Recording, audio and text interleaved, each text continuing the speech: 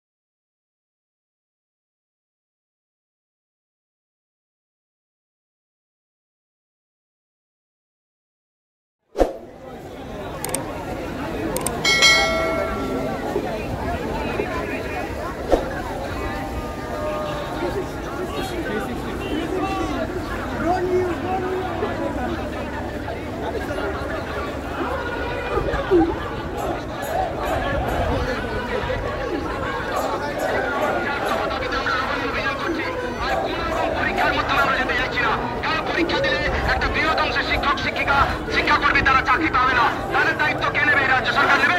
নেবে না।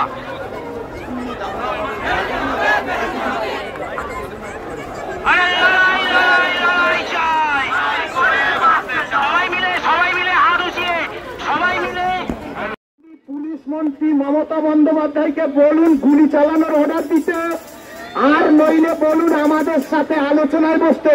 কোন কন্ডিশন নেই।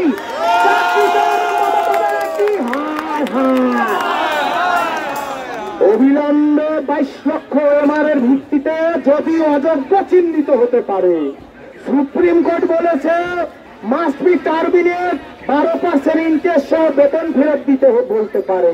সেই এমআরের ভিত্তিতে কেন যোগ্যতার তালিকা তৈরি করবেন না? আপনাকে উত্তর দিতে হবে। আপনারা শুনুন, লং লাস্টিং ভাবে এখানেই বসুন। আমরা রাস্তা দান্দিক বাদিক করি না। আমরা কি বলেছিলাম? সোজা, কারো বাবারও ক্ষমতা নেই, কারো বাবারও ক্ষমতা নেই আপনাদের পথ আটকায় কেন বলে দিলাম। আপনারা শান্তভাবে থাকুন।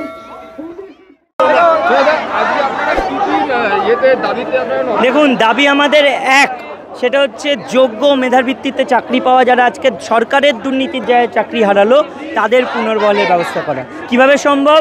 সেটা আইনি প্রক্রিয়ার মাধ্যমে যোগ্য তালিকা প্রকাশ করা এবং 22 লক্ষ এমআর প্রকাশ করে রিপ্যানেলের ব্যবস্থা করা। রাজ্য সরকারকে এই ব্যবস্থা করতে হবে যে কোনো মূল্যে, কারণ আজকে তাদের দুর্নীতি, তাদের দোষের দায় আমাদেরকে শাস্তি পেতে হচ্ছে। এবং বিচার ব্যবস্থার এটা করা উচিত ছিল, যারা এই দুর্নীতি করেছে, যারা এই দুর্নীতিকে আরও প্রমোশন করছে এবং সেই সমস্ত অথরিটির বিরুদ্ধে সাজা ঘোষণা করা।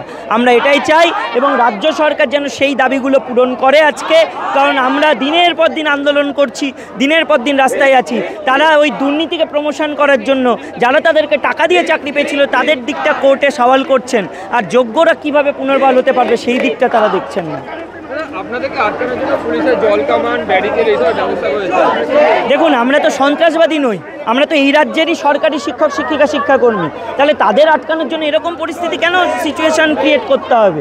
আমরা চাইবো দাবিগুলো পূরণ করে দিন, আলোচনা করুন, তবেই তো মিটে যায়। নবান্ন অভিযান কি আমরা ভাঙচুর করতে যাচ্ছি? আমরা তো আমাদের ন্যায্য অধিকার আদায় করার জন্যই যাচ্ছি। এইটুকু কি সরকার বোঝে না? আমরা বৃহত্তর আন্দোলন করব এবং সেক্ষেত্রে আমরা যদি দেখি আজকেও আমাদের দাবি পূরণ হলো না, তাহলে ভবিষ্যতে কোনো সংকটময় পরিস্থিতি তৈরি হলে তার দায় হবে রাজ্য সরকারের। 24 ঘন্টা ইন্ডিয়া টিভি, সর্বদা সবার পাশে, সবার মাঝে। আজ এ পর্যন্ত। সঙ্গে রাখুন 24 ঘন্টা ইন্ডিয়া টিভি। দেখতে থাকুন সব জেলার সব খবর সবার আগে 24 ঘন্টা ইন্ডিয়া টিভির পর্দায়। নমস্কার।